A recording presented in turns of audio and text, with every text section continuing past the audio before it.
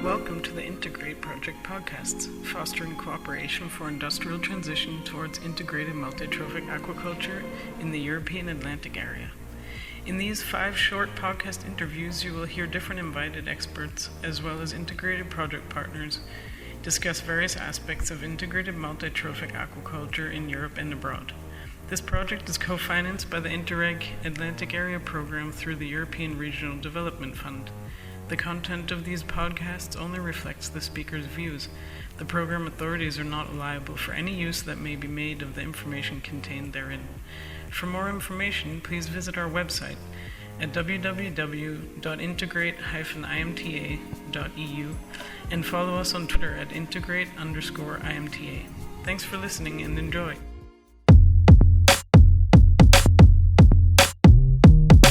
Hello all, we are in Porto, Portugal, where is taking place the INTEGRATE IMTA event for the definition of integrated multi-trophic aquaculture. I'm going to introduce myself. I'm Jose Cabello, project technician on CTAQUA, and I'm pleased to have beside me Mr. Hughes, senior lecturer in Sustainable Aquaculture at the Scottish Association for Marine Science. Mr. Hughes is going to share with us his point of view about the most relevant challenges for the implementation of integrated multi-trophic aquaculture. Hello, Mr. Hughes, how are you? Very well, thank you.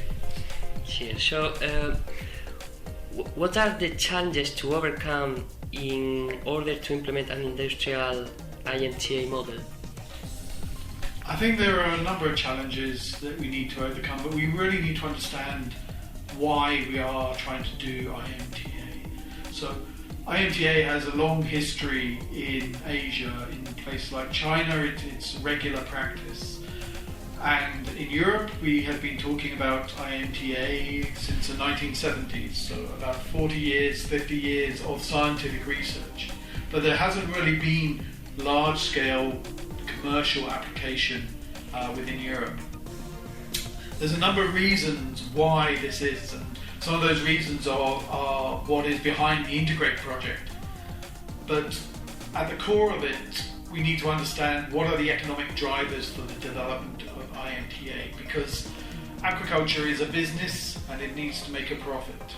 And to make sure that the people who have to implement IMTA, which will be the aquaculture producers, can see a return for their investment. Because do you think that's possible to be a profitable business, the IMTA in Europe? Absolutely, I think it is possible, but I think we need to make sure that the conditions are in place to allow that return. So there's a couple of scenarios we could think about, and we need to recognise that there is no one European aquaculture. There's many different types of aquaculture in Europe, and the model of IMTA for one of those aquaculture producers may not necessarily work for another aquaculture producers. If we think about a finfish producer, whether it's a salmon producer in Scotland or Norway, or a sea bream producer in the Mediterranean, their major investment is in finfish production. So what they need to do is to find a way to make a return from IMTA on their core product, which is finfish. So how can IMTA add value to finfish? There's a number of ways it can do this.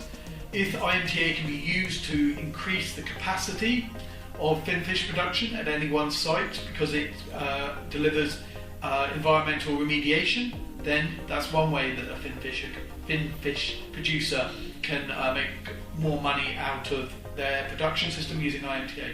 Another way is whether IMTA can be used to add value to their core product.